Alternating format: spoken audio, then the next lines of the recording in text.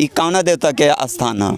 तो भैया दुर्गा माता के तो वहाँ के कहनी जो हम तो साक्षात जो माता आ गल बनी, हम 2 बाघ देखनी है। शेर के बच्चा देख ले रहे बाघ के बच्चा रहे रात में 11 बजे रात के तक के रात में रुआ 12-1 बजे का आसपास में रुआ फोर्स भी आके 2 घंटा जो बैठा था वो प्रसाद के ग्रहण करता, ओकरा बाद भी ले भी जाता। नीम के पेड़ बा, एजा आस्था के साथ लोग पूजा करत हवे, दर्शन करता। एकरा साथ साथ देखी कि लोग चढ़ावा भी चढ़ावता। एजा 10, 5, 50, 100 जेकरा जितना शक्ति बा वो अपना भक्ति से चढ़ावता और मन्नत मांगता। ऐसा का नजारा रो देख ले रहनी है कभी ना कभी नहीं देख ले तो रौरा एकरा के चमत्कार नु का है। जी जी बिल्कुल।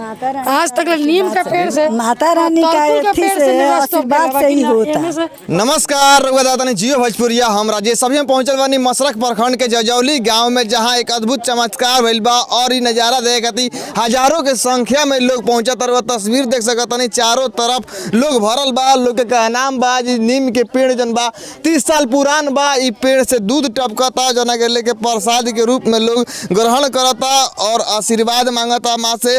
और यह साथ में साथ महिला के और अन्य लोग भी पूजा पाठ करता। और तस्वीर दिखाए में जनिया सारा लोग अपन मन्नत मांगता पूजा करके।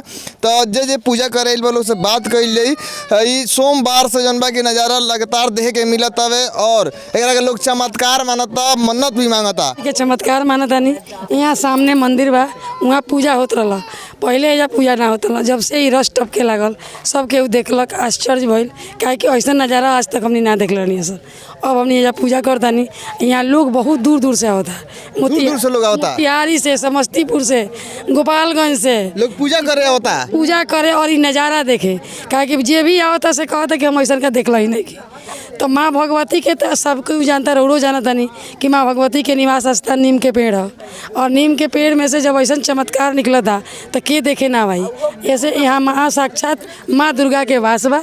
हमने के पूरा विश्वास बा कि ई आज ना बहुत दिन के बाद ई बहुत यहाँ धाम बन जाए यह चमत्कार से। अच्छा ई जन प्रसाद पेड़ से टपकत हवे मीठा लगा। हाँ हम तो सवेरे रोज 2 चम्मच पिए नहीं, 2 चम्मच कि अब देखा लोग मान ली कि बहुत आदमी कहे जाए लेबोरेटरी में चेक नहीं के बन, टेस्ट नहीं के बन, लेकिन ये तो असली टेस्ट तो हमने कर चुकल बानी। ऐसे ना हमने कोनो हानि होते नहीं के, लाभ हानि कुछ नहीं के। माने लाभ तो कुछ लोग के लाभ भी भइल बा। केहू के पेट में दर्द रहला उ पियला का तो कहता कि हमार दर्द आराम हो गइल।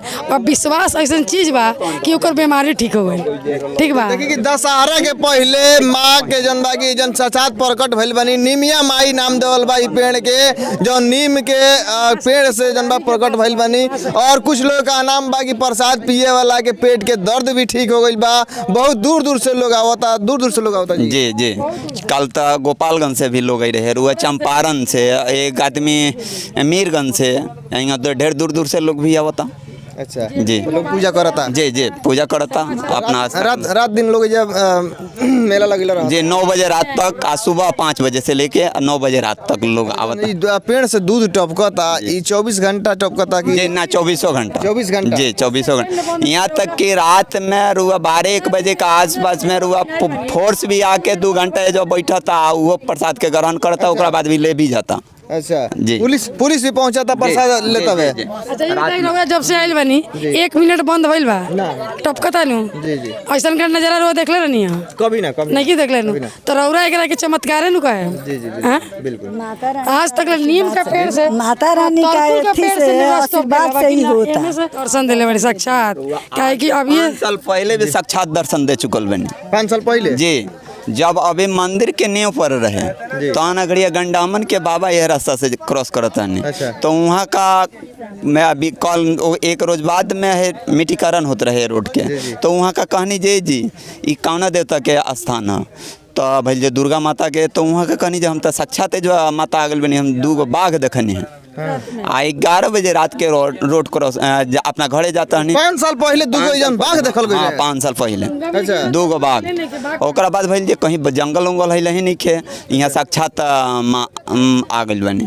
तब हमने क्या जोड़ तोड़ लगा के, ताकि 2 साल लॉकडाउन में विशेष रहल बा, ओकरा बाद भी मंदिर कंप्लीट भई।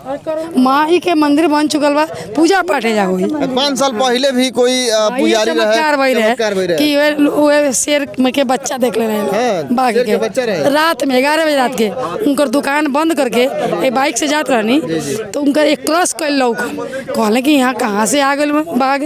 तो बाघ वहाँ जाके उतना दूर जाके सोचल है कि फिर लौट के जाता नहीं है, तो जंगल हिले नहीं के बाघ कहाँ से गाँव में कोनो क्षति हो जाई।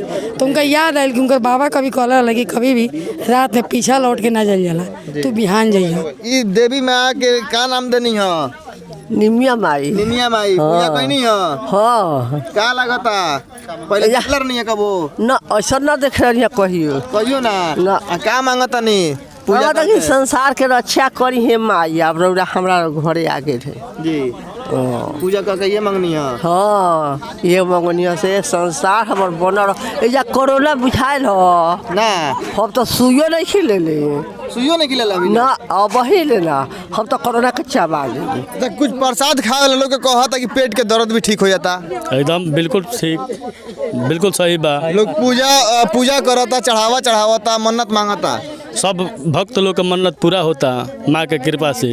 जी जी, तो ये चमत्कार मानल जाता। गांव के साथ साथ आसपास के जिला के लोग भी पहुंचाता। वीडियो को ज़्यादा शेयर करी, वीडियो रुआ यूट्यूब फेसबुक पे देखे के मिली।